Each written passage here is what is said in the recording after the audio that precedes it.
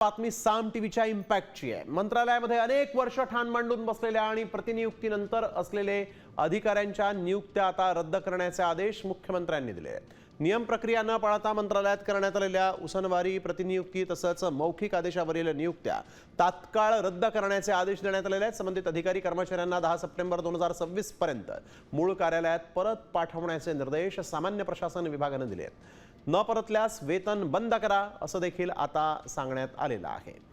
या संदर्भातली बातमी साम टीव्हीने दाखवली होती आणि त्यानंतर आता सामचा इम्पॅक्ट पाहायला मिळतोय। प्रतिनियुक्तीवरील अधिकाऱ्यांची बदली रद्द करण्यात आलेली एक मोठा निर्णय यावेळेस घेण्यात आलेला आहे।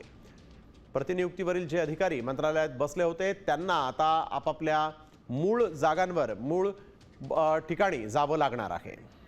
गणेश कवडे आमचे प्रतिनिधी आपल्या सोबत यावेळेस फोन लाईन वरून जोडले गेलेले आहेत। गणेश, हा सामच्या बातमीचा इम्पॅक्ट आज पुन्हा एकदा पाहायला मिळाला, काय सविस्तर सांगाल?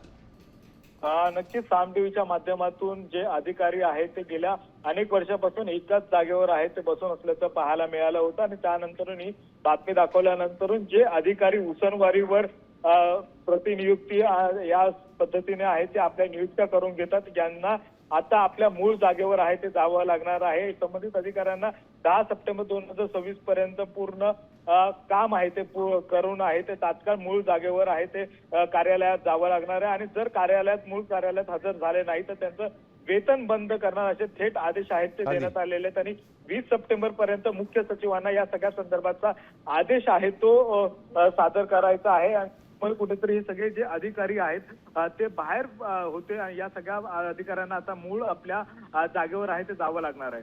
बिलकुल, धन्यवाद गणेश, आपण दिलेल्या सविस्तर माहितीसाठी। थेट